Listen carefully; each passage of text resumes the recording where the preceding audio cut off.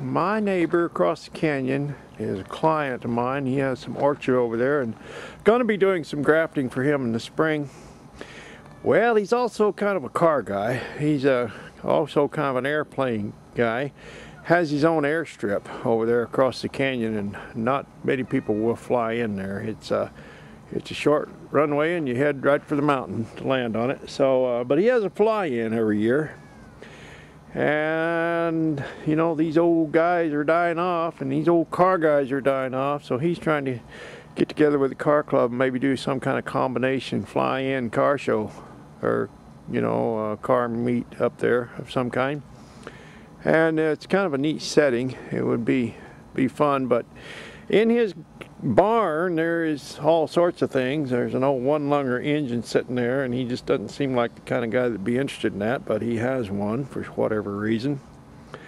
And also, that's a plane that he built and flies on a regular basis. He's also an avid skier, I guess. And he has a Model A car, and that's my whole point here is about this Model A car that he has. And there's a very interesting story behind this Model A car. It happens to be a right-hand drive. It's been sitting many years, needs some mechanical attention, and we are going to haul it. I volunteered to haul it for him because he'd have to rent a trailer.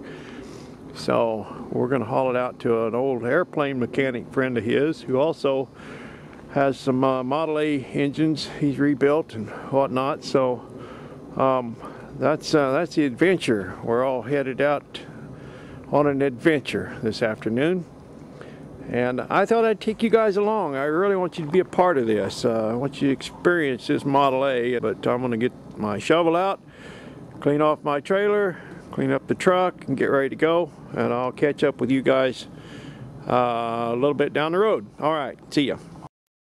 Well, I've got to get myself a new battery charger. My charger is giving me a false reading. It said that my batteries were fully charged, and I got over here and I had 2 dead batteries on my video camera. So I'm reduced to using my cell phone, and this won't be the video that I was hoping it to be, but you'll get the idea. We'll get the story told, we'll get the job done.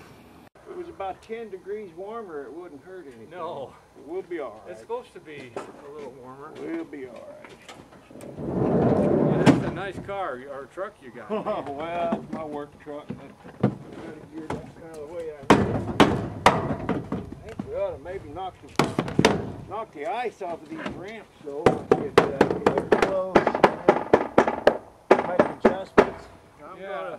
I'm gonna put that stand down on my trailer just to stabilize it, and so it don't rock and tip on us. You know, I got a set of chocks that we can use for my airplane. And we can... Well, I got some blocks here. Oh, you do? Yeah. I'm just gonna this kind of helps a lot. Let me get back in and go down. Yeah. This makes it easy.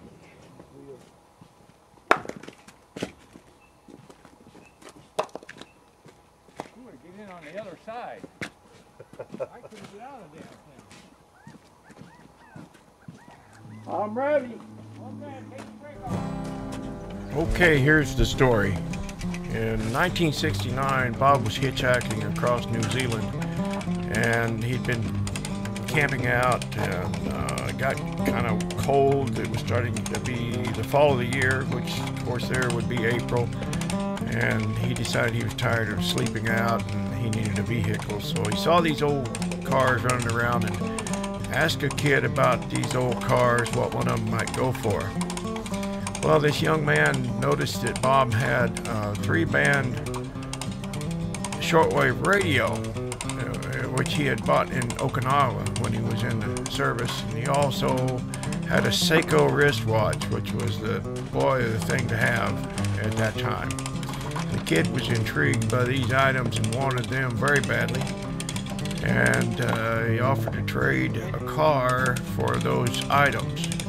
He gets on the phone and calls his grandpa, who brings over this right-hand drive Model A. This Model A was built in Windsor, Canada for the export market, and built as a right-hand drive car. So it was shipped to New Zealand, who knows when, but this kid says, you give me that